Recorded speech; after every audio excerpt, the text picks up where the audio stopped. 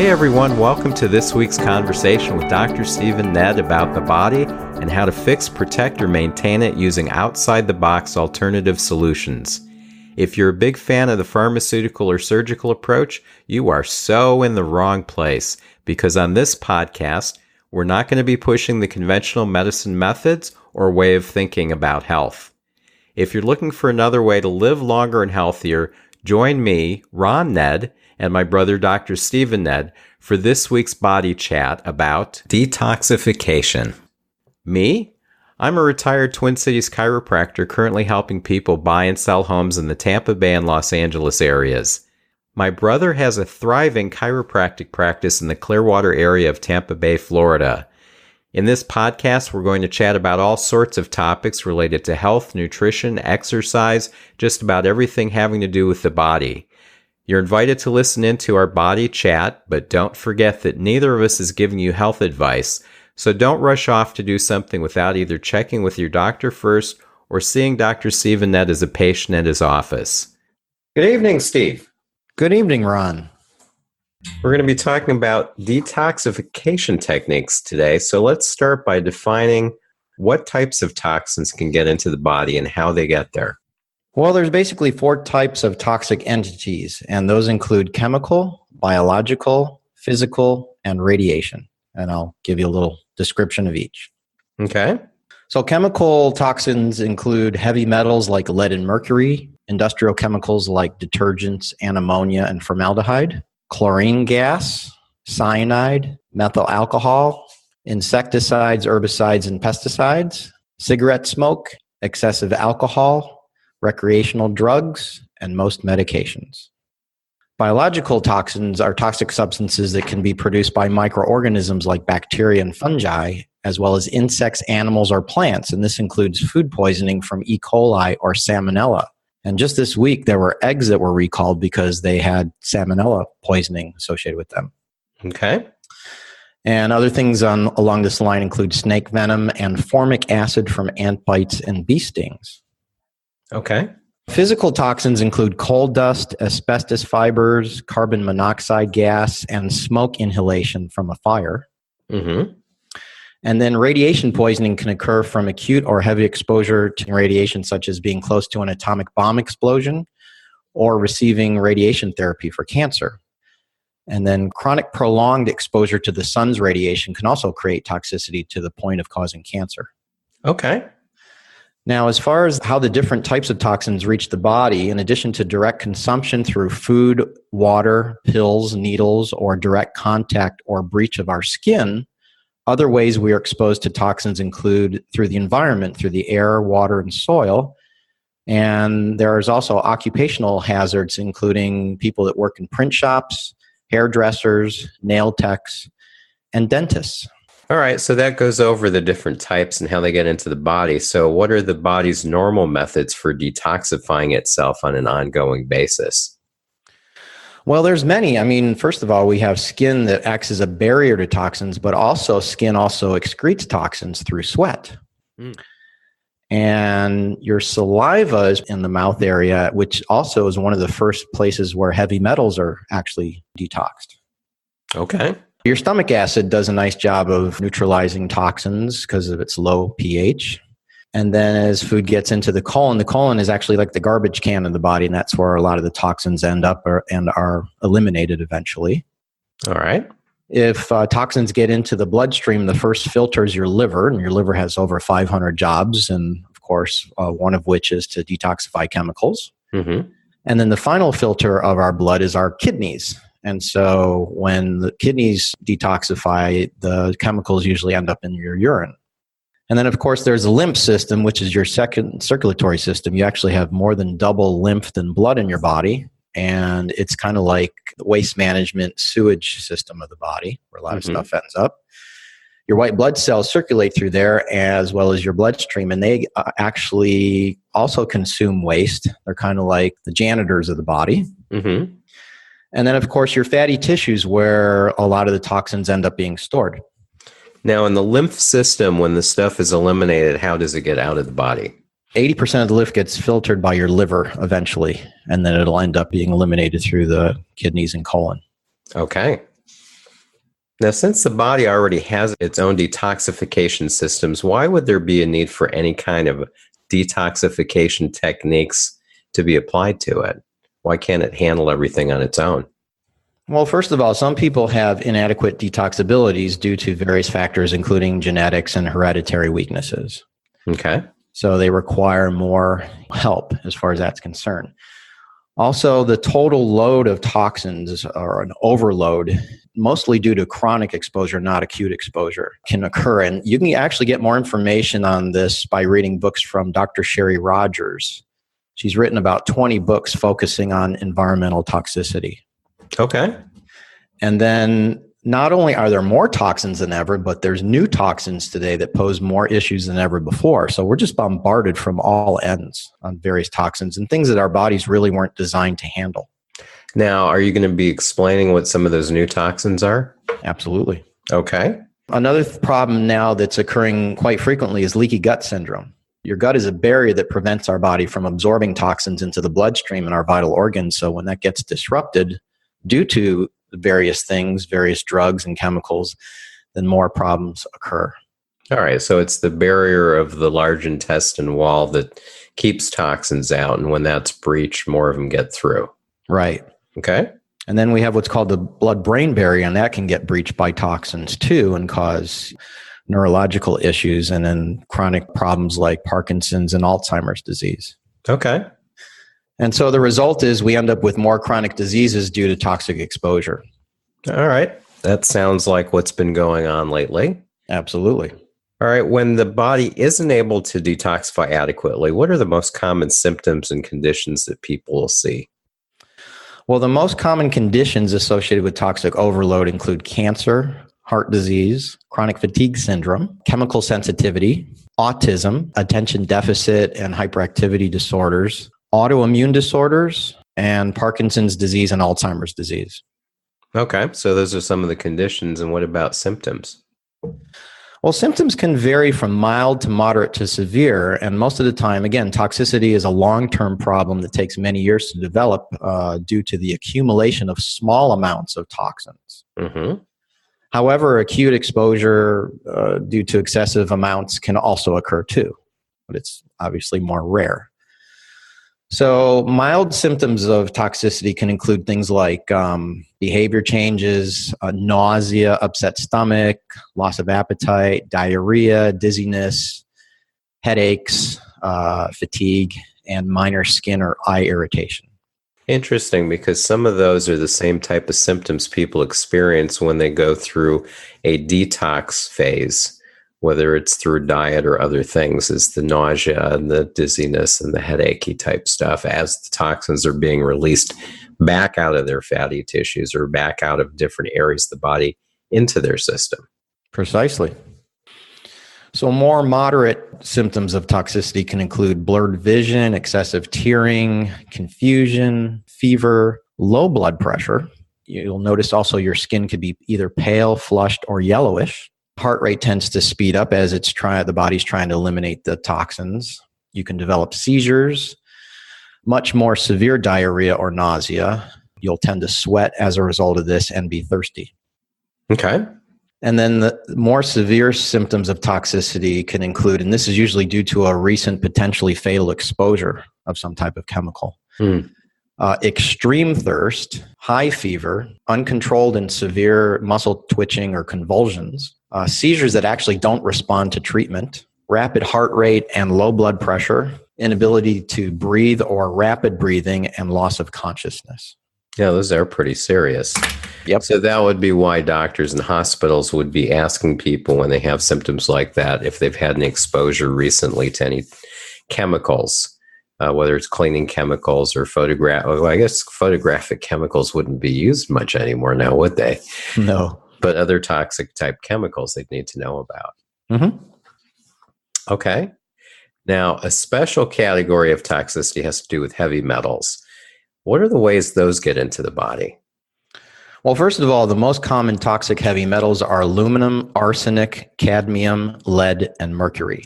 And believe it or not, chromium and iron are heavy metals that can both be beneficial as well as harmful. Yeah, that makes sense. Yeah, in smaller amounts, they're vital nutrients, but in large amounts, they can actually be toxic. Mm. Yeah. Now, the ways that toxic heavy metals can get into the body, first of all, aluminum, right at the top of the list is vaccines. Yep. They're very common in various vaccines, including flu vaccines. They seem to have replaced, in a lot of cases, mercury. They'll brag that it's the thimerosal-free. Thimerosal is actually the chemical that includes mercury in it. Right, yeah, because that used to be in contact lens solutions too. Mm-hmm. And another major source of aluminum is antiperspirants, along with natural deodorant, stones, and crystals. Oh, really? That'll be a surprise to some people. I know. So use the Environmental Working Group app that we talked about on our previous episodes, the one on sunburn, to scan or barcode or QR code these various products to make sure there isn't any in it. All right, hold on. You're going to be immediately put to the test. Okay. All right, so let's see. I've got the app and scan. I'm going to scan my deodorant, which is Tom's of Maine. Allergy purposes, not so good because it's got some fragrance in it. This is an apricot scented one. So it's got some fragrance, and everything else is actually very good. It's got a very good score as far as cancer concern, a very good score as far as developmental concern. So there isn't much problem with this. So this was an actual live test for our listeners that was using the app that you talked about last week and checking in my deodorant. All right. Well, good choice on that one. Yep. This is pretty long on aluminum, but everybody needs to be aware of these things so that they can be proactive on this. Obviously, cooking with aluminum foil can pose problems. Mm-hmm.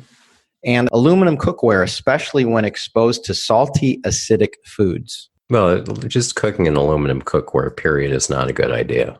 Yeah, but that makes it worse. Now, here's one that most people don't know about, and that's teas, especially mint and peppermint. Most teas actually have aluminum in them. Now, would that be organic? I wouldn't be organic teas, would it? Depends on the soil it was grown in. Really? Yep. Other things include animal feed. Some medications, including antacids and aspirin, have aluminum in them. Of course, auto exhaust. And aluminum is used as an anti-caking and drying agent. So anti-caking means it keeps things from sticking together. Right. And so that's in flour, baking powders, and table salt. So people need to look at the ingredients on anything. Mm-hmm. Obviously, beverages in aluminum cans, including soda, beer, and juice. Mm-hmm. Processed cheese. It's also found in cigarette smoke, color additives, cosmetics. It's included in a lot of mercury amalgam fillings. Tap water, and why? Because aluminum is used to cause sediment to sink to the bottom of municipal water sources. Yeah. It's also been found in nasal spray, pesticides, and toothpaste. Wow. Okay. That is quite a list. Yeah, that's the short list. Okay. Now, arsenic is found in conventionally raised poultry and eggs. So again, you want to do pasture-raised eggs. Okay. Organic. It's also found in commercial chicken feed, some beers, treated wood because it acts as a preservative. It's in coal combustion, and it's often found in drinking water in many countries, including the United States. Arsenic is also found in pesticides, fungicides, and insecticides. It's commonly also found in paints, table salt, tobacco smoke, rice, and rice products, especially. Organic has much less, but that's one thing if you're eating lots of rice, that if you do an analysis for heavy metals, if it shows up high in arsenic, it tends to be from rice. Okay. It's also found in cosmetics and seafood from coastal waters, especially oysters and shrimp. Yeah. And finally, soil. Okay. So the next on the list is cadmium. Top of the list is cigarettes and marijuana, and there's a ton of other things, but I want to get to one that most people aren't aware of, and that is it's predominantly found in fruits and vegetables due to its high rate of soil to plant transfer. So food grown on cadmium-contaminated soil due to sewage sludge, chemical fertilizers, and contaminated irrigation water includes broccoli, cabbage, lettuce, carrots, onions, tomatoes, spinach, sunflower seeds, and especially potatoes. Yeah. All right. So getting organic or growing your own is always, again, the best way to do it. That's for sure. And we're going to have a list in the podcast notes, or a link to a list that has all the different sources of the different heavy metals. Instead of going over the entire list of each one on this episode, we're going to attach that for you. Just go over some of the key ones. Yeah.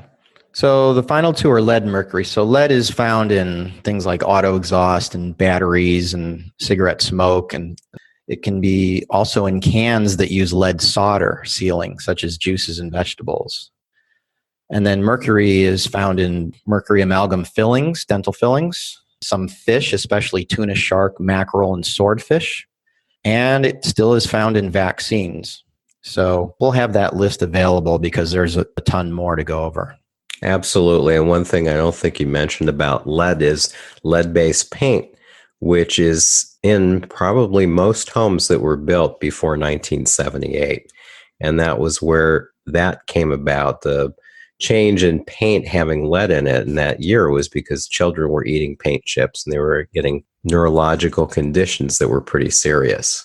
So if somebody is buying a house or lives in a house that was built before 1978, there is the potential of having that type of paint underneath other layers of paint. And there's specific rules on how you have to remove that, which we're not going to go into in this episode, but you should just contact your local realtor who can help you with that. Mm-hmm. All right. So is that the end of the list of the heavy metals and the types of ways they get into the body? Yes. Okay. So now that we talked about the heavy metals, what are some tests that are effective for determining if there's a heavy metal toxicity? Well, there's actually 4 ways that you can test for heavy metal toxicity. Mm-hmm. Blood is routinely checked for heavy metal toxicity, but it only shows very acute and extreme metal poisoning. And since the damage at the cell level can occur at much lower levels than what's measured in the blood test, a blood test for heavy metal toxicity should only be used for acute exposure to heavy metals. Okay. Now, urine is recommended when you're checking to see how well toxic heavy metals are being eliminated after taking a metal detox agent like DMSA. Okay. Fecal, also known as the poop test, is recommended when trying to determine actual exposure to toxic heavy metals as opposed to accumulation of them in the body, which is what hair analysis is best at. Oh, okay. Yeah. And for many toxic metals, the primary natural route of eliminating them is through the feces. So this test is an excellent representation of what metals are ingested in the diet and eliminated into the intestines. Okay. And finally, hair. I mean, this is the best test to determine current and accumulative exposure of which heavy metals are being deposited into the tissues of the body, including the brain. Mm-hmm. It's even recognized as a reliable and valuable test by both the U.S. EPA and the Centers for Disease Control and Prevention. Yeah, that's the one that I've always known about because it is important to see how much accumulation you have. If you have a small exposure for a week, it's not going to usually affect a person too seriously. But if you have exposure for a long period of time and it builds up in your system, that's when people tend to get these more serious conditions. Right. Yeah, out of the 4 tests, this is by far the one I've run the most on myself as well as my patients. Yeah, that's a good test, and it's an easy enough one to do. Yeah. Now, are there any tests for toxicity in the body that aren't just heavy metal tests? Oh, yeah. There's many regulatory agencies that have toxicity tests to determine if various substances are safe for industrial usage or for human consumption, and these include drugs, industrial chemicals, food additives, and herbicides, pesticides, and insecticides. Unfortunately, these agencies don't always make the right decision concerning safety and toxicity, especially if they have people who have financial interest in the products that they are qualifying as safe or toxic. No way. Yes. I know this is right up your alley. Mm-hmm. Pharmaceutical companies and chemical companies have huge lobbying power in Washington and can influence legislation that is favorable for both drugs and toxic chemicals. An example is there's a mass vaccine and a bunch of people die from it, they cannot be sued. Right. And also, there's no logical or ethical explanation how chemicals like glyphosate and 2,4-D, the active ingredients in the herbicides Roundup and Enlist Duo, could still be allowed despite overwhelming damning evidence of toxicity issues and the direct correlation with their increased use and the increased amount of associated chronic diseases, especially autism. Mm-hmm. So I have an article here called "Is the Weed Killer Glyphosate Harming Your Health?" written by William Shaw, PhD. He's the medical director at the Great Plains Laboratory. So I have a graph here, and what it represents is the number of cases of autism and the amount of glyphosate that's been applied over a 20-year period between 1990 and 2010. Mm-hmm. And the glyphosate is applied to corn and soy in the United States. Mm-hmm. And they completely correlate with each other as far as the number of cases of autism, which back in 1990, there was like 0. Mm-hmm. And this is the only thing that seems to have changed during that time. So the evidence is damning.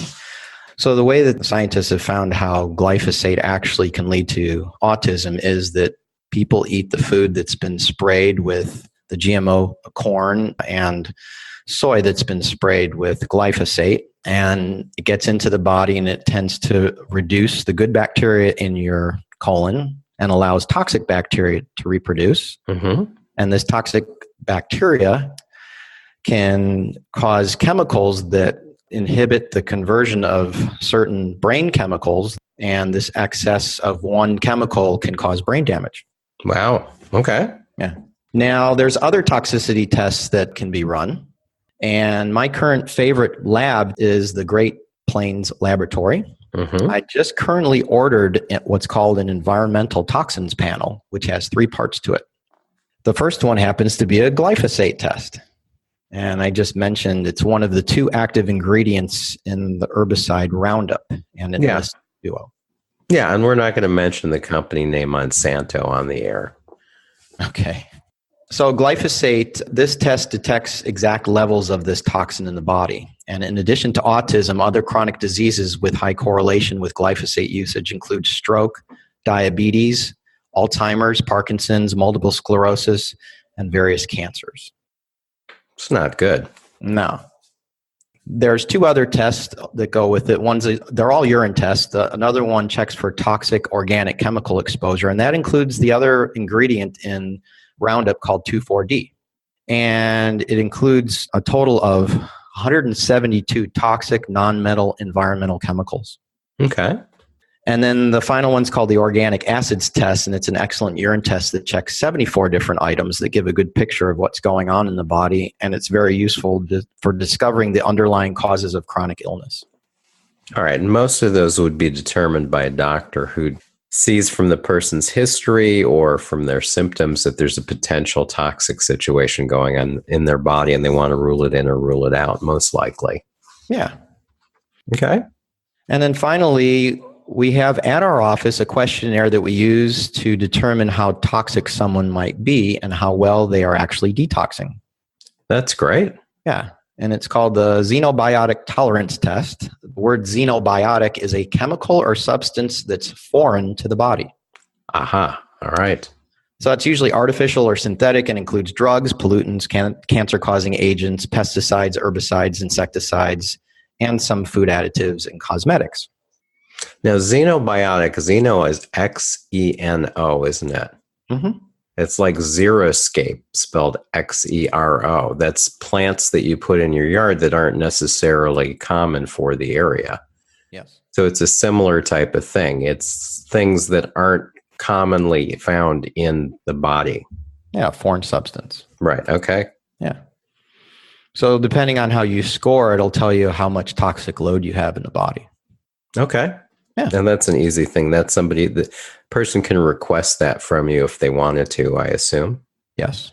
Okay, good. Then what are the best natural ways to eliminate heavy metal toxicity if somebody finds that they have higher levels of mercury or lead or aluminum or cadmium or something like that in their body? What are the best ways to be able to eliminate that toxicity? Well, first of all, there's some excellent foods that have been proven to effectively get rid of heavy metals out of the body, and they include garlic, cilantro, chlorella, which is a blue-green algae, and kelp. And I'd like to give an example, a personal example of this. Okay. I think it was sometime last year, I started using this hand cream that had aluminum in it.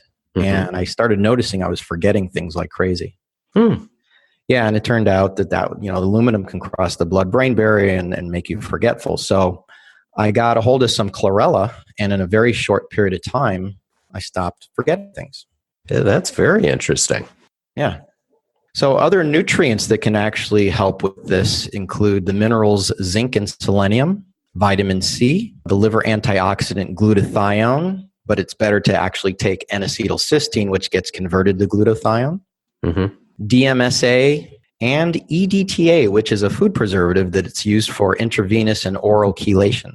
And chelation is a process where it binds things like heavy metals and other things that get into the blood and gets rid of them. All right. Well, we're going to need a list of these again. So put that on your list of lists to make for this podcast. Okay. One more thing, a more recent discovery of a nutrient that is outstanding in heavy metal elimination with research to back it up is modified citrus pectin. Okay. Which is even more beneficial than regular pectin because instead of remaining in the digestive tract like regular pectin, it's modified to enter the circulation where heavy metals can end up. And by the way, after the Chernobyl nuclear power plant disaster in 1986 in Russia, regular fruit pectins and kelp were used to remove radiation from the victims of this disaster, and it was research into the detoxification properties of these unique compounds during the aftermath of Chernobyl that led to the production and introduction of modified citrus pectin in 1995. Wow, that's great. Yeah. What are the most effective natural detoxification techniques you've used with your patients? Well, in addition to the foods and nutrients we just discussed for heavy metals, there's other nutrients that are good for detoxification, including alpha-lipoic acid, kelp, dandelion leaf and root, and milk thistle seed extract. And I'm actually researching a new supplement that looks promising for ridding the body of glyphosate. They did a 6-week clinical study that showed that it reduced 74% of glyphosate levels in the body. Very good. Yeah. So fasting is one of the oldest detox procedures, and basically what it does is allow the body to catch up on the toxic load it's already accumulated so that you can detox what's already there without adding new toxins to the body. All right. Drinking purified water. So one caution with reverse osmosis and distilled water is that they remove vital nutrients and electrolytes, so you must supplement them to compensate for this. Okay. The best that I've found as far as purified water is that which removes the harmful chemicals like heavy metals, fluoride, chlorine, and chloramines, but keeps the good minerals in there. So I just ordered a water filtration system that accomplishes this for not only my kitchen sink, but also for my lawn and organic garden irrigation. And I just put in an organic garden and fruit trees and bushes last week. And it wouldn't make any sense if I use city water that contains fluoride, chlorine, and chloramines and heavy metals, which would basically defeat the purpose of eating clean and organic. That's for sure. Yeah. So for more information on the ideal earth water filtration systems, go to refreshingcleanwater.com. And by the way, in addition to eliminating heavy metals, fluoride, and chlorine and chloramines, these systems also eliminate radiation, drug residues, herbicides and pesticides, and other chemicals, especially some of the ones that are tested in that environmental toxin panel that I ordered. Okay. And this is all done while maintaining healthy minerals and electrolytes along with a healthy water pH, plus limiting bacterial growth. Okay. Yeah. There's also some really great cleanses that you can do. And my favorite is the liver gallbladder flush. And this helps the body get rid of accumulated bile and cholesterol deposits in the liver and gallbladder.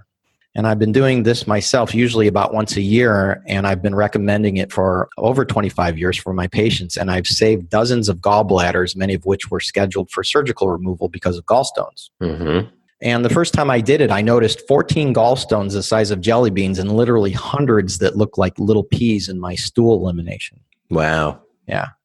Now, Dr. Schultz also has some really good cleanses. There's 3 that I've done from him that are called the colon, liver, and kidney detoxes. Mm-hmm. Each one lasts about 5 days, and they're very effective. And then another type of cleansing that is really good is colonics and coffee enemas, which help improve elimination, and they can even rid the body of parasites. That's correct. Yeah. Another thing that we actually have at our office is an ion foot bath, which is a safe battery-operated device that creates the same environment as a walk along the beach. But it's actually more powerful because your feet are in direct contact with the mineral ions generated in the water. All right.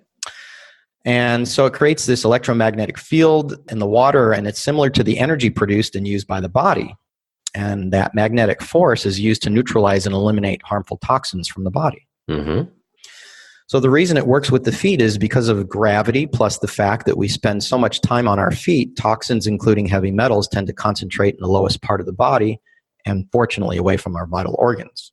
That's good. And also, the largest sweat glands, along with the largest pores in the body, are located in your feet, allowing the body to effectively release toxins from that area. Okay. Yeah. So for more information on the ion foot bath, you can contact our office or read about it on our website at neddcairo.com. Okay.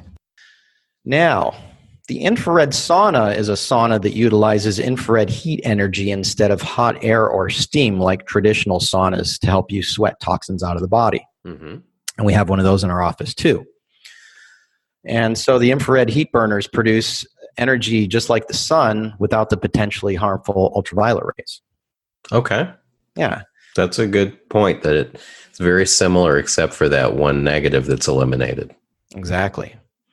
So the infrared rays penetrate your skin up to 1.5 inches, causing your core temperature to rise, resulting in increased sweating, as much as 2 to 3 times as a traditional sauna. And that elevates your heart rate, and it's done at a much lower temperature, like between 110 and 150 degrees, as opposed to a traditional sauna, which is 180 to 235 degrees. Okay. Yeah. And another really neat program is called the Purification Rundown, also known as the Purification Program. Mm-hmm. And this is based on the material in the book Clear Body, Clear Mind by L. Ron Hubbard from decades of research that Mr. Hubbard did on the toxic effects of drugs and environmental chemicals, as well as radiation affecting the body and mind. Okay. In fact, during the 1950s, Mr. Hubbard lived in Phoenix, Arizona, just a few hundred miles to the south of the Nevada desert, where American nuclear bomb testing occurred, and the radioactive dust fallout spread for hundreds of miles across the skies during that time. So he spoke of everything registering hot on a radiation detecting Geiger counter, and that was vegetation, livestock, and even the piano in his living room buzzed with minute radioactive particles. Wow. And that was in Phoenix? Yes. Okay. And then in the 1960s and 70s, when recreational drug abuse really took off, Mr. Hubbard made the discovery that LSD residues can lodge in the body, particularly in the fatty tissues, and stay there for years. So, and then several years after his discovery, medical experts performed autopsies to confirm this. Oh, okay. Yeah. And then at that time, it was then realized that not just drugs stay in the body's fatty tissues for years, but also other toxic substances that we encounter every day, including food preservatives, industrial chemicals, household cleaning products, and insecticides, pesticides, just to name a few. All right. So the harmful chemicals are somehow getting stored in the fatty tissues and just staying there, and then over time affecting people in a variety of different ways. That's right. Okay. So Mr. Hubbard found that the accumulation of all these drug and toxic residues, including radiation in the body, can ruin a person's health, energy level, memory, and even reduce the ability to study and learn. So he then developed the Purification Rundown in the late 1970s after thousands of hours of research and testing. And it includes an exact, closely monitored regimen that combines exercise, sauna sweating, and nutrition. So I've done it twice, and it was incredibly beneficial both times. And there's 2 really interesting things that happened to me when I did it. All right. What were they? Well, the first one is I had a really bad sunburn about 6 months before the first time I did it. And I remember when I was sitting in the sauna, I started to itch and I noticed my skin was bright red in the areas where my previous sunburn occurred. So I was literally re-experiencing the sunburn radiation, and it disappeared after about 15 minutes. Wow. Yeah.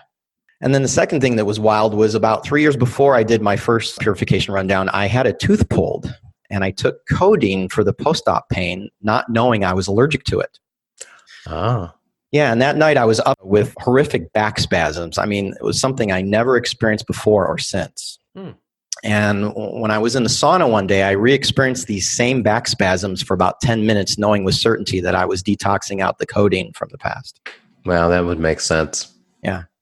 Yeah, and didn't they do this with the first responders that were there for 9/11?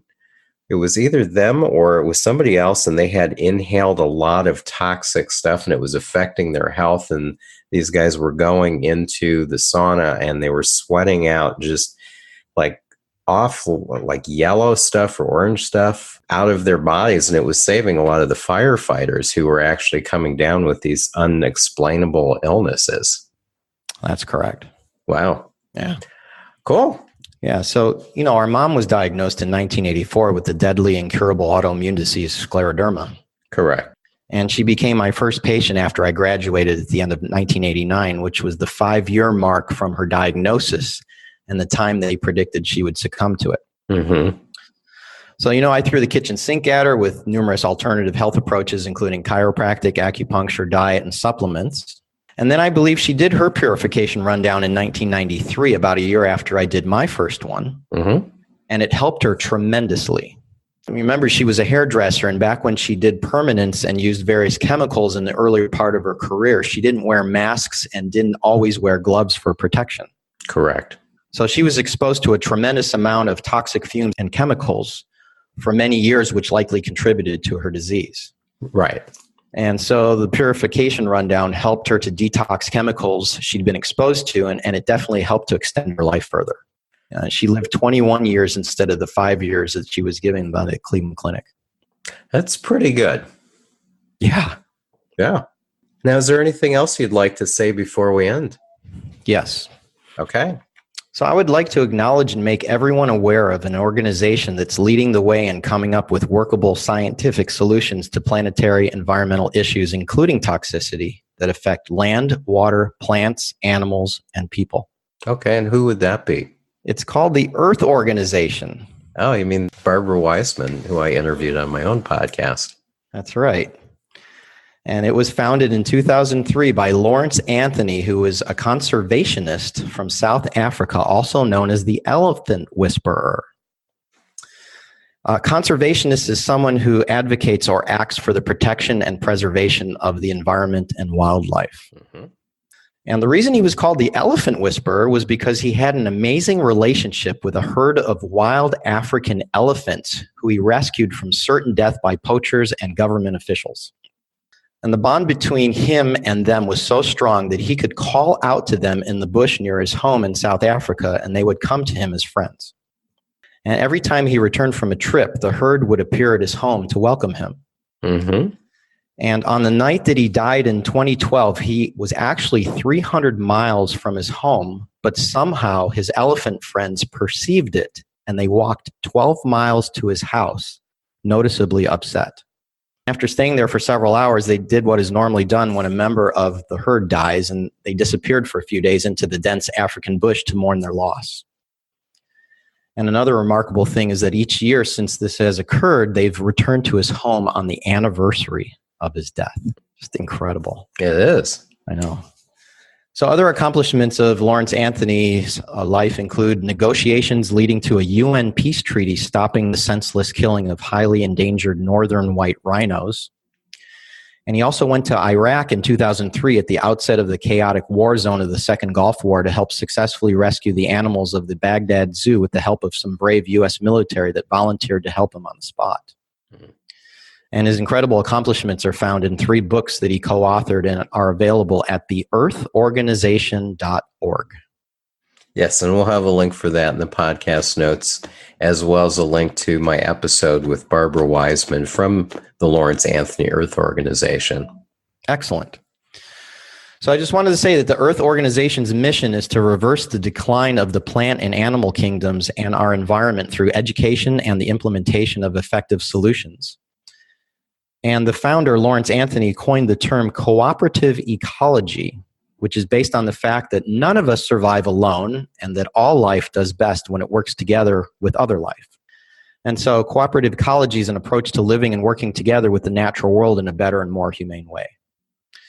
And some of their programs having to do with preventing or handling toxicity, which we've just gone over, include a clean waters program, removing oil and chemical pollutants from fresh water and ocean environments, and improving policy and planning that governs hazardous chemical and oil spill cleanup methods. So I just want to say that I'm a proud monthly donor of their organization, and I recommend everyone to check them out and help them out, again, at theearthorganization.org. And I also happen to know the Senior Vice President and Science and Technology Advisory Committee Coordinator, Diane Wagenbrenner, who happens to be a friend and a patient of mine. All right, cool. Thank you. Those were very interesting with a lot of unexpectedly good information on this topic. And it kind of links into the one we're going to get into next week, because next week we're going to be talking about autoimmune conditions and going into more detail about those, where they come from, why they're happening, and what to do about them. Again, excellent information, Steve. Thank you very much. You're welcome. And we'll have another Body Chat next week. All righty. Thanks for joining us this week on the Body Chat podcast. We both really appreciate your time and your attention. We want to provide you with interesting and informative episodes each week. And if you have a topic you'd like us to cover or any questions you'd like us to answer, send an email to us at info@bodychatpodcast.com. That's info@bodychatpodcast.com. To make sure you don't miss any of our upcoming episodes, subscribe to the Body Chat Podcast now on iTunes, Stitcher, Google Play, or Spotify. See you next week.